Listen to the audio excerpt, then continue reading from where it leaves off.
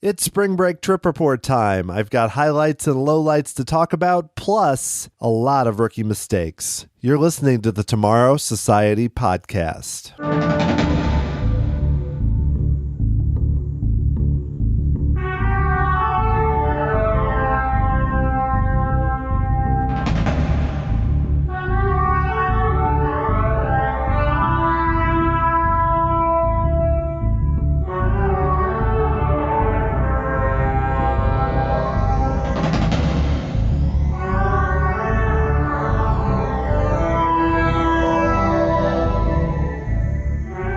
Hey there, you're here for episode 22 of the Tomorrow Society podcast. I am your host, Dan Heaton, and this is basically part 2 of the trip report from my family's trip at Disney World over spring break back in March. We did 6 nights at the Animal Kingdom Lodge, had a Savannah room, and had a great time. The first part, episode 21, was basically the sounds of Walt Disney World. I recorded some audio, about 20-25 minutes or so, little clips from our trip to give you a gauge of what it was like to go to Disney World at this time. And now I'm getting more into the specifics, the details, what worked and what didn't on our trip during a time that's pretty busy. It was pretty warm. There were decent crowds, but we were able to do quite a lot. So I'm going to talk through some of the highlights that I had during that trip. Then I'm going to dig into some mistakes. I admit that I did some things wrong. They weren't catastrophic or fatal, nothing that really killed the trip. Small things, though, that Disney fans would probably slap me on the wrist and say, Dan, you know a little better than that. I'm also going to talk through some of my favorite dining experiences that we had. We were able to do a decent amount of sit-down meals. And then I'm going to dig into a few other things like FastPass Plus. We were there during the Flower and Garden Festival. And we also used Memory Maker. I have mixed feelings about that, so I'll talk about all of those things. So let's get to it. Let's talk about my spring break Disney World trip.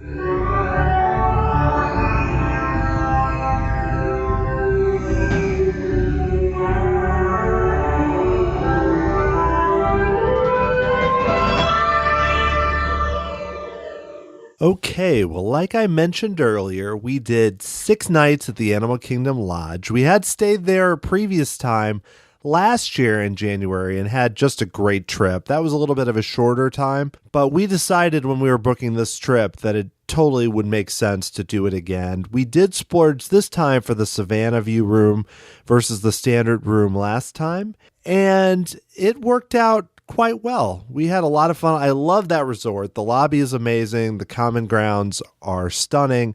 And another big benefit is just the food options, particularly the Mara, which is the counter service restaurant, and the sit-down meals, of course, with Boma and Jiko and Sanaa. We did 4.5 park days about. We started out at the Magic Kingdom, did a day there. Then we did a day at Epcot, a day at the Animal Kingdom. We had a resort morning and early afternoon, and then did a short trip to the Hollywood Studios, and then finished up with one more day at the Magic Kingdom. And we did drive down there, so we did one last breakfast at Boma before hopping on the road and driving back to St. Louis. So how I'm going to start it here, rather than going through each day and everything we did, I'll kind of cover that as I come along, I'm going to start out with 7 highlights. Now, these are not just things that you would say, these are my 7 favorite rides. I love Space Mountain. I love Seven Dwarfs Mine Train. No, this is more 7 highlights, almost kind of surprises or unique things that we hadn't done before that stand out for this trip in particular. So I'm going to go through those because I think that gives a good gauge of what really worked and what stood out. It's not always what I expected because, like everyone knows, when you come into a Disney World trip, there may be things that you say, I want to eat at that restaurant. I want to go to Disney Springs. I want to ride that ride. And what often surprises you is the things you don't think about. The meal you grab in a half a second. The ride you decide to jump on with 2 minutes before closing time. Some of those can be the best memories. And that's where I'm falling with the list. So let's get to it with these highlights. Number 1, Rivers of Light. So when I booked this trip, I did not expect that we would be able to see Rivers of Light. I booked it back in the fall, and then as you all know, in February, Disney, with not much advance notice, decided they were going to open Rivers of Light on February 17th officially. And with our trip being in March, it worked out that we were going on a night where they were showing Rivers of Light. This was before they started showing it on a nightly basis. All I really had to do was book a fast pass, and I was excited to see it. Now, I was a little concerned because I had heard many reports, including from reputable sources like Lentesta and others, that the show was kind of a mess, that it didn't make a lot of sense, that Disney was only running it because they needed to set up the nighttime at the Animal Kingdom before Pandora opened several months later. So I went in with very low expectations, and I think that made a big difference. Not that the show isn't great. I was blown away by the show. I thought it ranks up there among my favorite Disney nighttime shows. Now, granted, I've only seen it once, and shows like Illuminations and Wishes and others I've seen multiple times. But what I really loved about it was the fact that it's not tied to an IP. It's not even like Worlds of Color. World of Color is amazing, but it's basically showing you clips from Disney films. This is something that I haven't seen before. It feels perfect for the Animal Kingdom with its message of conservation. I mean, it's a pretty obvious message, but that doesn't mean it isn't effective. It's a cool spectacle. It's also not just fireworks. They do interesting things with projections. It's not just one projection. They also have small ones coming in along the river, along the lagoon. And on the whole, it just really mesmerized me that they could create something that felt original. And even with, there are still a few glitches, not all the projections work really well, I found that it was worth it for me to see what I did not expect it to be very good, and I was stunned by how much I enjoyed it. And our whole family did. We actually had to rush to get to the FastPass queue in time due to the safari was slower and we hadn't eaten. We got there with a few minutes to spare, and I figured we were going to be sitting basically squished into the back or split up. It happened to be there was a row near the front that was wide open. So we were able to walk right down there, sit down, and have an amazing view. And I am sure that played a role because we hadn't been waiting for an hour in a standby line. We hadn't even gotten to the FastPass slot early. We basically strolled in and the show started, and we had what I could not imagine there's a much better view than where we were. So I give a big thumbs up, and I wrote a longer blog post with photos if you want to check that out, but this was definitely the highlight of the trip for me. Number 2, evenings at the Animal Kingdom. Now, I promise all 7 of these will not just be about the Animal Kingdom, but this was the first time I'd spent time at night in the Animal Kingdom. I did not make it last year when they did a similar thing. I was impressed. We did the safari. I don't know if you'd really call it the nighttime safari because it was, just around 7:00. It wasn't totally dark, but it was kind of in that area where it was starting to get that way. But I found the safari to be much more interesting. I've been used to going at 10 a.m., 10:30, whenever our fast pass was. Doing it late in the day really made a difference. It seemed like different animals were out. It just had a very different vibe to it. But that was a really only small part of it. We didn't get a really great glimpse of the Tree of Life Awakenings. We did see it after Rivers of Light, and we were very impressed. But I would imagine I would have even been higher on it if we'd gotten a better view, but it was just crazy chaos crowds, so we weren't able to really stop and watch the show that well. But what I also really loved was the entertainment. They have parades going by, small parades. They have this group of guys in Africa who are incredible and acrobatic and fun, and they get the crowd involved. And it's just that park, which seems so warm during the day and bright and hot, really fits well at night. I'm thrilled that with Pandora that Disney's going to be able to keep this park open more at night, regardless of if Pandora succeeds or not. They're going to have it open for a long time in the evenings, and it's a park like most Disney parks, but in a different way, because you think of something like the Magic Kingdom, where it's all lit up and Main Street's all lit up. This is very different. The Animal Kingdom isn't super bright at night. It's actually kind of dark, possibly a little too dark. We had a hard time reading a few signs, but it has such a different vibe in the evening, and I'm thrilled that we got to see it. Number 3. This is more of a personal highlight in that my youngest daughter is 4. We have 2 daughters. The other one just turned 8. And in the past, either when we just had one daughter and we would go and one of us would ride and we did child swap and it was still fun. And then we had a situation where you had one person could ride our older daughter could ride the rides, but there was still a lot of kind of finagling and figuring out, okay, do you want to wait or can I wait or how do we do that? And this time, with a few rare exceptions, my youngest daughter did pretty much everything. So getting to ride Seven Dwarfs Mine Train, first ride we did at the Magic Kingdom, I was a little nervous. She's only 4, and she was giggling the whole time. And then she went on and she did Soarin'. It was the first time I'd seen Soarin' over the world. We had the best seat, basically the middle on the top row. She was thrilled by that. We did Splash Mountain. We did Big Thunder. And it's beyond the logistics. It's just really cool to have the whole family on a ride and to get to experience it together. It changes almost the whole dynamics of the trip. Because rather than it becoming a situation where you're always making decisions about, well, do we want to go? Do we want to split up? Do we need naps or whatnot? It just became more of a trip for all of us in those moments. Number 4, great moments in history with the Muppets. Well, mostly the American part. We were able to catch, mostly by chance in both days, both versions of the Muppet Show, which is so clever and so much fun and adds a lot of life, especially with Hall of Presidents closed at the time. Not that the Hall of Presidents is so lively at that spot, but right next to it, having a fun outdoor show with entertainment. And they do a good job with the Muppets. Teaches a little bit, but it's mostly just really funny. And it's nice to see the Muppets who I grew up with be, entertaining my daughters and entertaining us.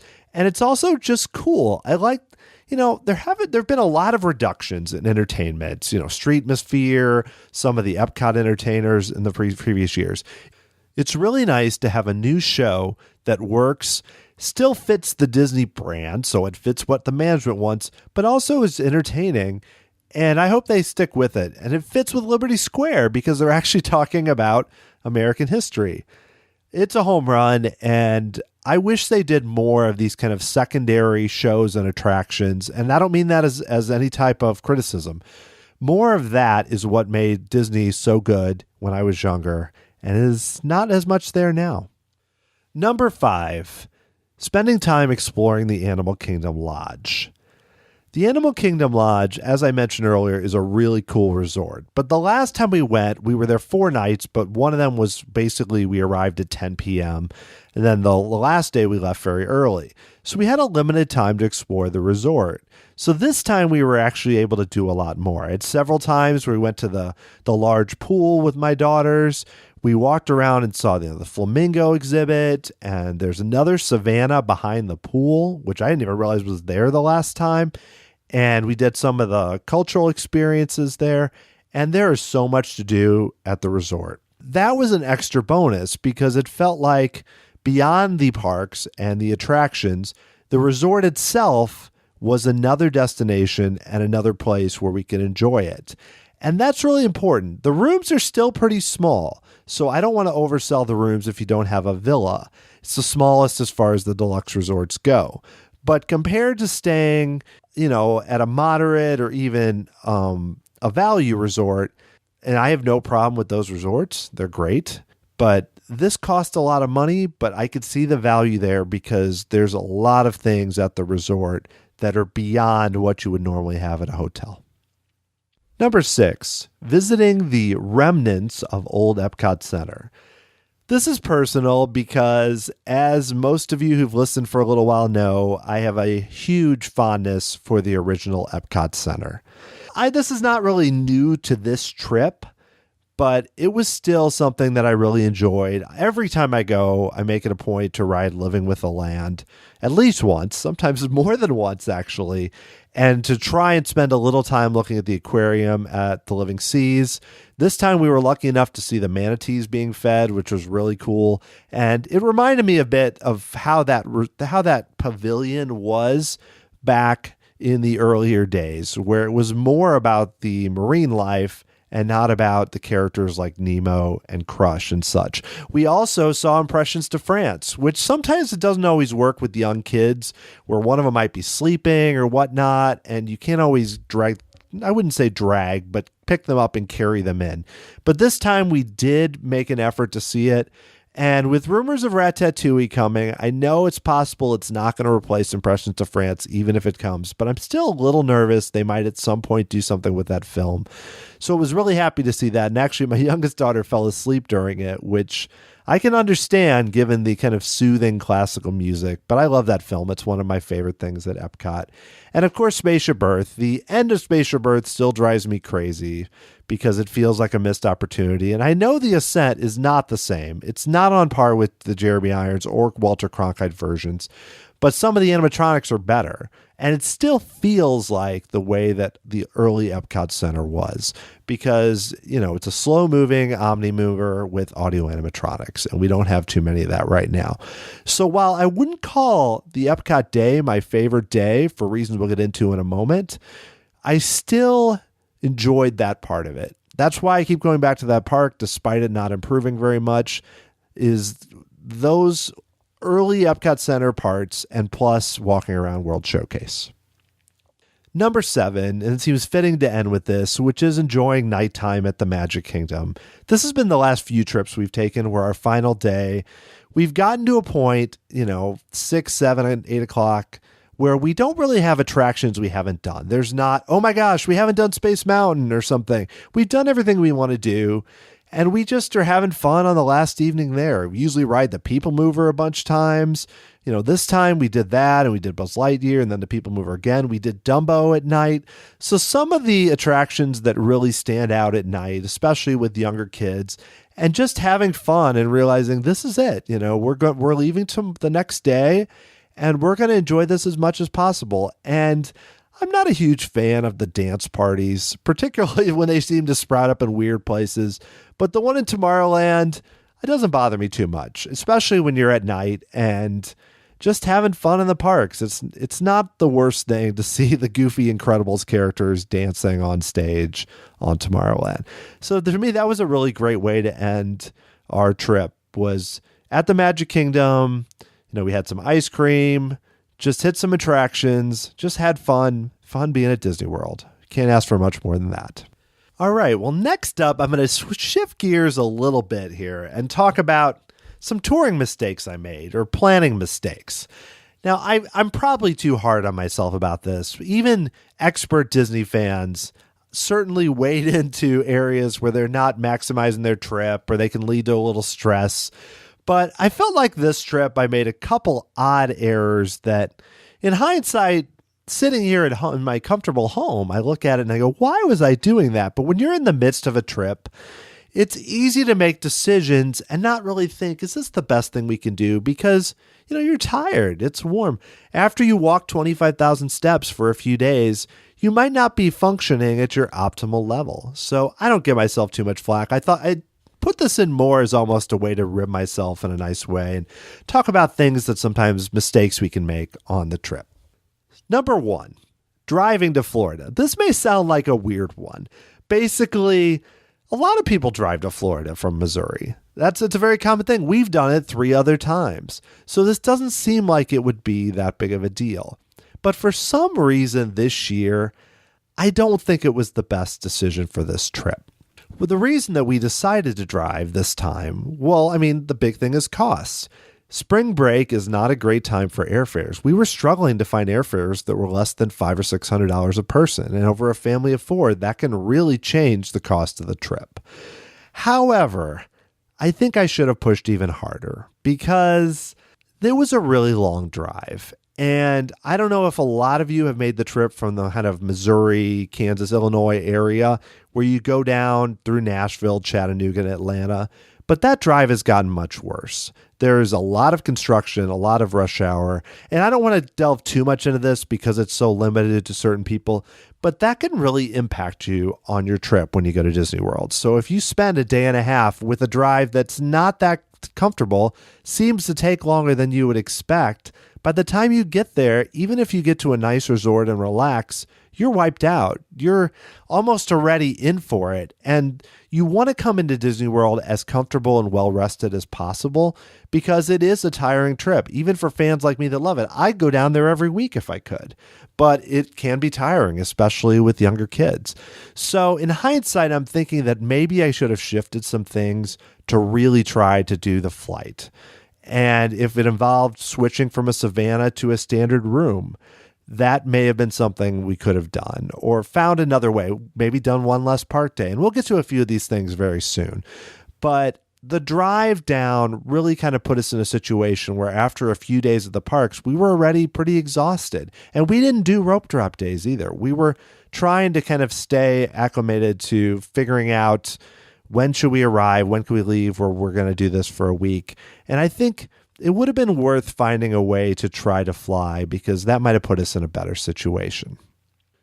Number 2, purchasing a Savannah View room at the Animal Kingdom Lodge.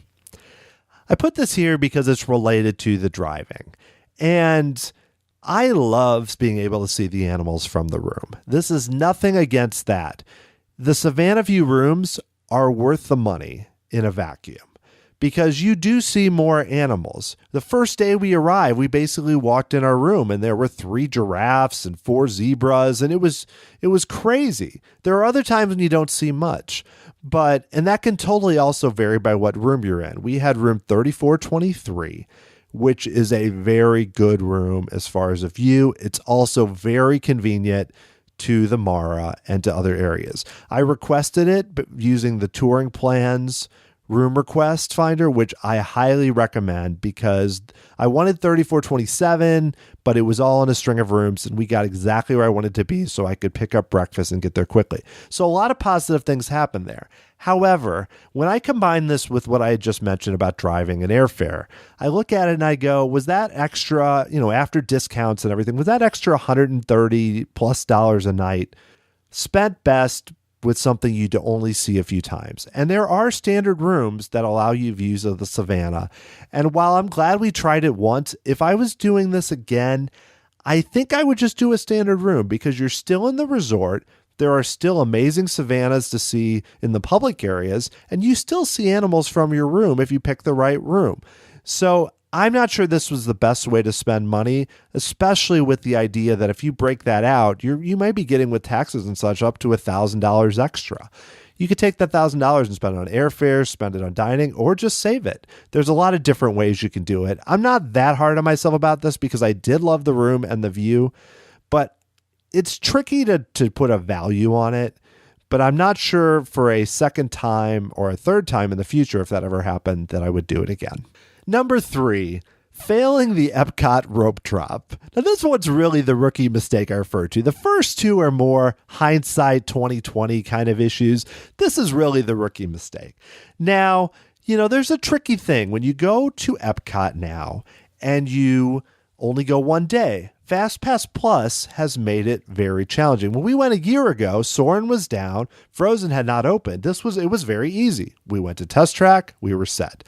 This time it was tricky. I knew my daughters wanted to see Frozen. I wanted to see it. I haven't ridden Frozen Ever After yet. So that becomes our obvious tier 1 Fast Pass. So then you're 2 and 3, it's Spaceship Earth, you could do Nemo, Mission Space, but it's not as essential. You then must decide, how much do we want to see Soarin' and Test Track? If we want to see them, you really have 2 options. You can go rope drop morning as early as possible and rush to one and then the other, or go in the very end of the day. And you probably still wait at the end of the day, but you might be more in the 30, 40 minutes or so. I thought we could go do Soarin'. My thought was Test Track, we may be able to do in the evening. We could even rush 2 if the crowds are less, but Spring Break, I didn't think that would be the case, or single rider.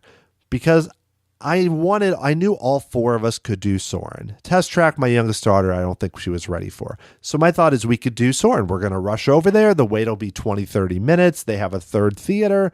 I really underestimated 2 things. Number 1 was the security line. Overall, we had good experiences at security. We even did the Magic Kingdom before they made the switch to the TCC. we didn't have a problem with it. The only day we did have a problem was at Epcot. We waited. We got there. We did not get there 45 minutes early. Our family's not really a rope drop family in terms of sleeping and such. So my thought is if we can get there just a little bit before 9, we'll get in the parks a little after. Yes, we won't be at 0 minutes, but we'll be fine. That was very dumb, because what happened is we got stuck in a security line. We then got into the parks just a little bit after 9. We rushed over there and there was a 90-minute wait. Rookie mistake number 2 there was not checking the app once we got in the gate and realizing this is a pointless endeavor, because we weren't going to wait 90 minutes. And what that also did is it kind of threw off the whole morning, because instead of starting the day and saying, oh, let's take a picture, let's just stroll in, we enter the park running. That's not a good way to enter the park, because what happens is you rush there. If you get it, you go, okay, we're good. You don't get it, then you're kind of like, okay, I guess we'll go on living with the land. What are we doing now? And you're tired, you're a little grumpy. It's not a good way to start a day in the park. We recovered and we ended up having a good day, but that was a rough start. So I think in hindsight, if I had just looked at the app when we walked in, I would have said, let's just go on Spaceship Earth, or let's take some pictures, or let's go do something else. Instead, we were kind of stuck over there, and it took a little while to recover. Number 4, visiting the Hollywood studios. This may seem to be overly harsh, but the Hollywood studios is very limited. They've closed a lot of rides. They don't have as much spots open. You can still fill a day by doing things like the Indiana Jones Dunk Spectacular and Fantasmic and Beauty and the Beast, but we weren't really into the case we were going to do that. My daughters don't really care or know about Indiana Jones. They're not ready for Rock and Roller Coaster. Even my oldest daughter, still not really excited to go on Tower of Terror. So my thought was, but they do like Star Wars, especially my oldest daughter. We saw Rogue One. She's into it. So my thought was, let's just go for the afternoon. We'll go maybe early evening. Maybe we'll stay for the nighttime spectacular. So we showed up about 4 in the afternoon. We did go to the launch bay. They met Kylo Ren. They met Chewbacca. They had a lot of fun there. We did Great Movie Ride, Star Tours, Toy Story Mania. It was fun, but it felt kind of weirdly pointless. We were there probably 3 o'clock till about 6:37.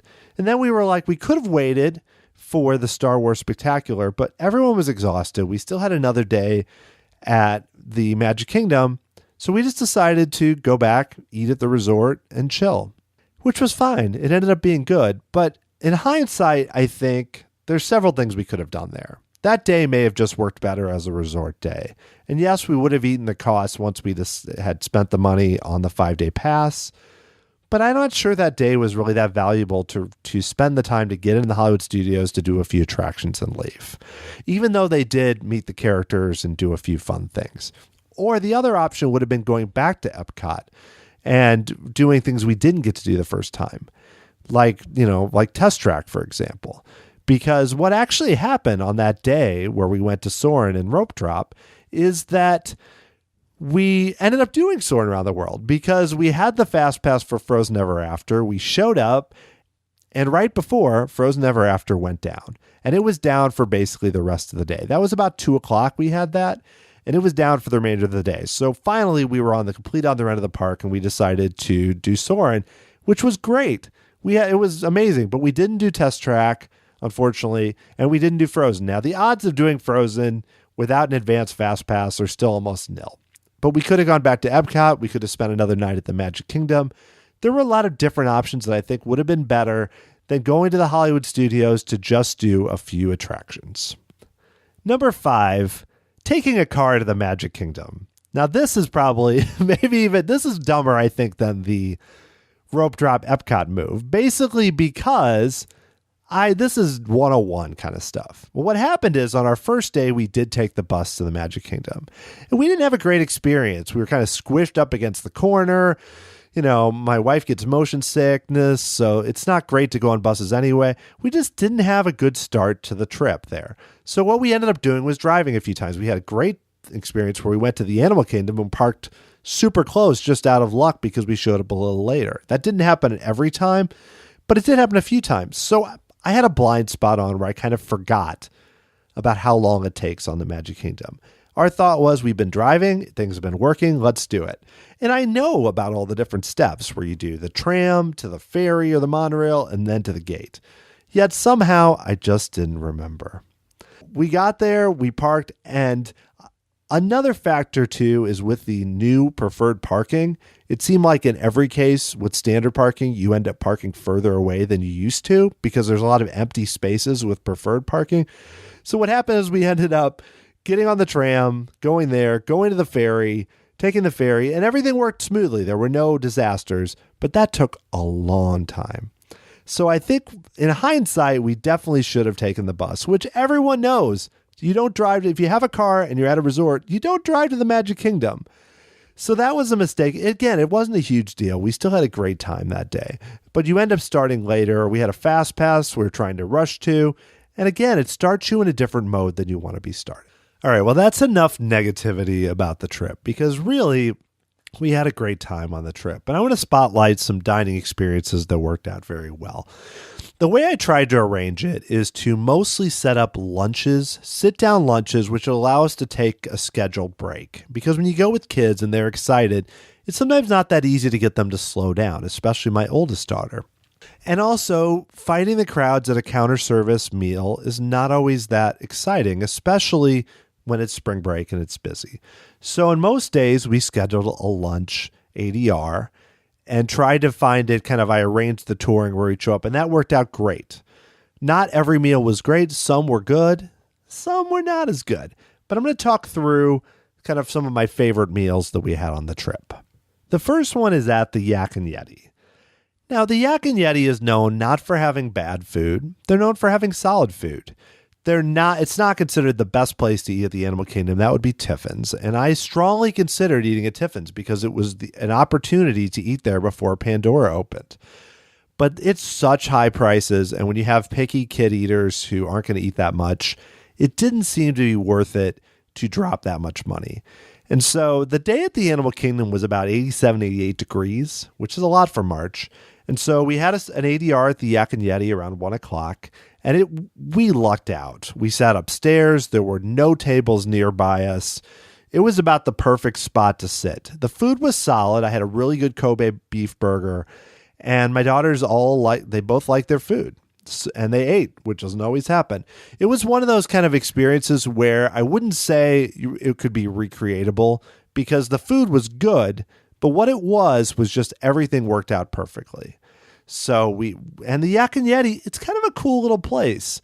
The food is not that far above your standard kind of chain restaurant, but it's a nice way to get out of the crowds, especially when you're lucky and able to sit upstairs in some of those tables that we were there for a good hour plus. And because of that, we were able to make it all the way to Rivers of Light that night.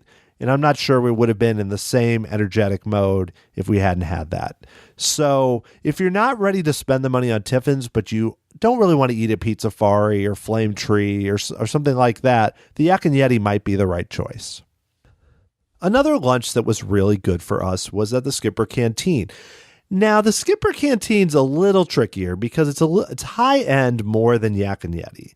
It's not on the level of Tiffin's, but it may not work out for everyone. Before they made a change and added kind of your standard mac and cheese, we avoided it previously because they didn't really have great choices for what our kids would eat.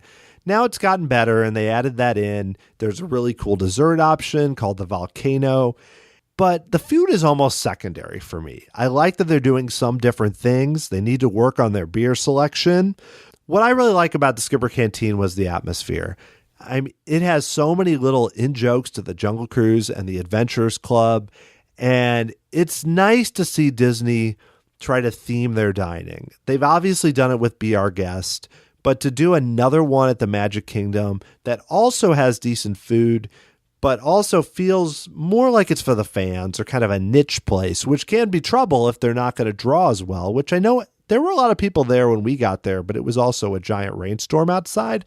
We sat in the SEA room, the Society of Explorers and Adventurers room, also known as the library, and that's the place to sit. It's fun and out of the way, and I would love to spend more time just looking at all the little things on the wall, but you don't really want to be hovering over everyone's food.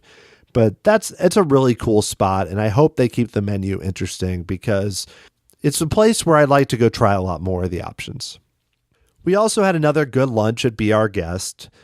We did not sit in the West Wing this time. We sat in the Rose Room, but we still had a solid meal. It's still a little weird the way that they do the online ordering. I like it because if you order online in advance, you don't wait in line with everyone else for the counter service. But it does seem like it could be more efficient, the way they walk around with the trays and everything's a little out there. But it's still a place that's worth eating at. The theming is good. The food is solid, though not as diverse as it once was. But we still had a solid meal. We still had a good meal at Be Our Guest. And I would do it again. It's not outlandishly priced, and it's definitely better than just having burgers and fries. It's an easy decision for lunch, and lunch ADRs are not impossible to get. Dinner is another story, but as long as you plan ahead significantly, I think I booked like 4 months out, but it wasn't like I was booking exactly 180 days. So that's nice too, where you're not having to book 180 plus days to get lunch there. The real champion of this trip for eating was the Mara. I seem like I've raved in blog posts about the Mara so much, but I love that place. It's counter service. You could even call it a food court at the Animal Kingdom Lodge, but it has a great variety of dishes. I feel like the employees there are top notch. They're able to customize things very well. It won't break the bank, and it's super convenient because you could take things to go. You can eat there in a comfortable setting. It's not super small. There's a lot of different options you can just pick up, even if you just want to grab a yogurt or a salad. They have drinks like beer and wine that you can take back to the room, the zebra domes. I can't say enough good things. I got breakfast there every single day, brought it back to the room while the girls were getting ready, except for when we went to Boma on the final day. And we had dinner there a significant amount of times because we weren't staying in the parks except for the night with Rivers of Light. We didn't stay till closing or near closing. So we ended up eating there most of the time. We had at Epcot, we did eat at Sunshine Seasons, which was good as always. But the Mara was it's one of the main reasons, a huge benefit for staying at the Animal Kingdom Lodge. I've looked into other resorts even before we booked this, but they didn't seem to have as good of a setup here as the Mara does, and also a really nice, diverse selection. And I'll talk briefly about that breakfast at Boma, which I thought was good. They still have amazing food, high quality, good selection.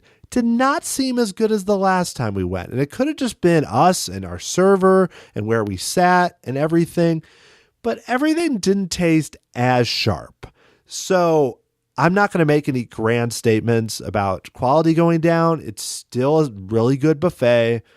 You should go eat there. I've heard the dinner is amazing. But it was I didn't get as excited about it this time. The other lunch that I haven't mentioned that we had an ADR for was at the San Angel Inn in Mexico. That is a cool atmosphere. We were able to sit on the water, one of the tables where you can see the Grand Fiesta Tour going by, and that's really cool. That's hard to beat. The food is not that great. And I had heard this beforehand. This is not a shock. I am not presenting a hot take here. But it's just mediocre. It says a lot that I don't even remember what I ate. I looked at the menu and I wasn't sure what I ordered, which is not the case with most of our meals. It just didn't really resonate. I mean, they have chips and salsa, which is decent. They have some interesting options, meaning it's not exactly like if you went to your local Mexican restaurant, but it still feels like a missed opportunity. I mainly booked it because we were heading that direction with our Fast Pass for Frozen and everything else. And I thought the atmosphere would be cool for the girls, and it was. But the food still seems like they could do a lot more with that food. All right, I want to briefly talk about a few other things beyond dining. Fast Pass Plus. Fast Pass Plus were great. I can't blame the system for the fact that Frozen can't stay up. Frozen broke, but My Disney Experience, the app, I know it doesn't always work great for everyone. I did not have any problems with it. I had great success, especially at the Magic Kingdom. When you've used your 3 Fast Passes, what's continually refreshing it. On our final day, I got 8 Fast Passes on that day for all 4 of us. So that's a lot of Fast Passes. And I could have done a lot more, honestly. I did not push it that hard. Like if I was there just me, I am it's crazy to think how many I could get if you really plan well. And this was on spring break on a touring plans level 8 day. So hardly a dead day at the parks. And we were able, like we did our first 3, which was Seven Dwarfs Mine Train, Splash Mountain, and Big Thunder, finished around lunchtime, and then did Pirates. We did the Haunted Mansion. We did It's a Small World, which actually had a 90-minute wait at the time. Buzz Lightyear. We did Dumbo. And right there, that's 8. And I easily could have gotten a lot more. I even saw examples where some of the rides like Big Thunder and Splash had late Fast Passes. So it's one of those things where since they've moved Fast Pass Plus to the phone, I think it does work very well. The Magic Bands this time worked in our rooms just fine. And last time they hardly ever worked. We never had an issue with the Magic Band not scanning correctly. So I have only positive things to say on that front. The Small World message still couldn't get it right. They always miss one member of our family, which I found sort of funny. And then at the Haunted Mansion, I had not heard about the announcement with Hitchhiking Ghosts, put your state in. It's kind of cute, but I also don't feel as fond of the digital Hitchhiking Ghosts anyway.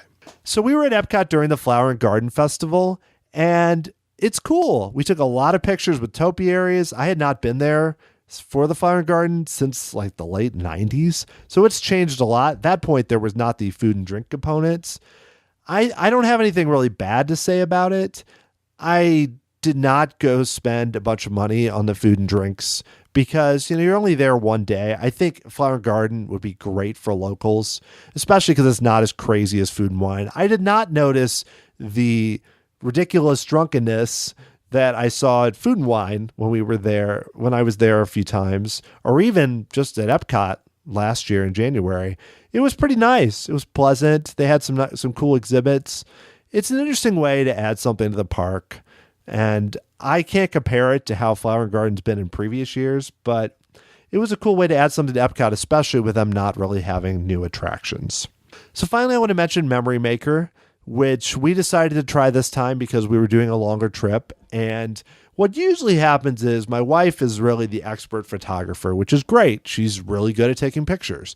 But the issue is she doesn't end up being in a lot of the pictures. They're mostly of our girls, and then I show up in a few, and they're rarely ever the 4 of us together because you don't really want to keep asking people to take pictures. And I know you can still get pictures without Memory Maker with the characters, but what this did, in a sense, is it kind of pushed us to take more pictures with the photographers. So there's pictures of just the 4 of us, significant number of them. There's a few with even just me and my wife, which we hardly have any pictures beyond just selfies, which are close-ups of our faces. So that's really nice. The downside is, one, I still feel like there should be more of them around. Given that they are pushing it so hard, it did seem like at sometimes there were areas that would be great to have a PhotoPass photographer around, and they didn't. The other issue is the photographs weren't always that great sometimes. They weren't framed correctly. It totally varied depending on the photographer. And given the price point for as long as we were there, we were there 6 nights, 5 days, but the price point did not seem outlandish, where you're basically paying, the advanced price was like $150. I don't think that's a bad deal. It's a matter of how much time do you want to spend on your trip, really seeking them out, possibly waiting in line and taking the pictures. We did a lot of it this time. I'm not sure we do it every time, but it's something we might do again, especially if the girls get older, to see it, kind of compare it to how they're done, how they've grown during that time. So just to summarize, it was a cool trip. Like I mentioned, there was a lot of good things about it. Spring break, in one sense, it was not as bad as I expected. The week before we went had just insane crowds from the reports, like 250-minute waits, just insane. We had moments like that, but it wasn't something we couldn't manage. Especially as the girls get older, I can see spring break being something you could do. The downside for us was that the weather was pretty warm. It's not summer in Florida, but our family does not handle the heat that well, especially my daughters and my wife. So when it's nearing 90 degrees at like the Animal Kingdom in the crowds, that can be a lot. We did the Finding Nemo show kind of on a whim, basically because we were hot. And it was fun. Both of our girls loved the show, but sometimes you have to do things like that. And we've been going in January. We're really spoiled in terms of the weather. So I think I would go back during spring break, but there are definitely things I would do differently, like I mentioned, in terms of flying, taking more breaks, and just adjusting how we do things, especially if the heat was that bad. But overall, I wouldn't be scared to go on spring break, especially if your kids are not, if they're 10, 12, 13, whatever. If they're not in a stroller, I think that you can still see so many things, especially if you go on rope drop.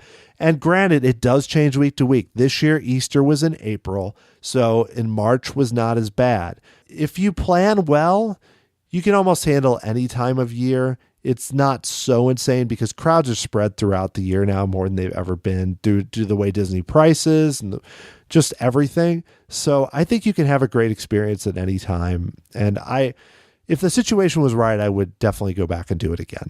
Well, I hope you enjoyed that trip report from our family's trip during spring break. It was a fun vacation. And while we had a few hiccups along the way, I'm thrilled that we did it, and I can't wait to go back again. And I've been writing also some blog posts at tomorrowsociety.com with reviews of River to Delight and Skipper Canteen and other parts of the trip that I briefly talked about during this podcast. If you want to reach out to me, you can reach out to me, Dan, at tomorrowsociety.com. Go to Twitter at tomorrowsoc or Facebook at Tomorrow Society. And I love iTunes reviews. They help so much to get the word out about the show. The few reviews I've had, thank you so much to everyone that's left a rating or a review, because it really helps me to get more well-known, which then will bring better guests. And speaking of guests, I promise you the next episode will include a guest. That's the way that I'm still heading with these podcasts. The trip reports and things like this are more unique, but I felt like it was something cool to do given that we just spent a week at the Disney World Resort. So look for those interviews very soon. And thanks so much for listening once again, and I'll talk to you all again very soon.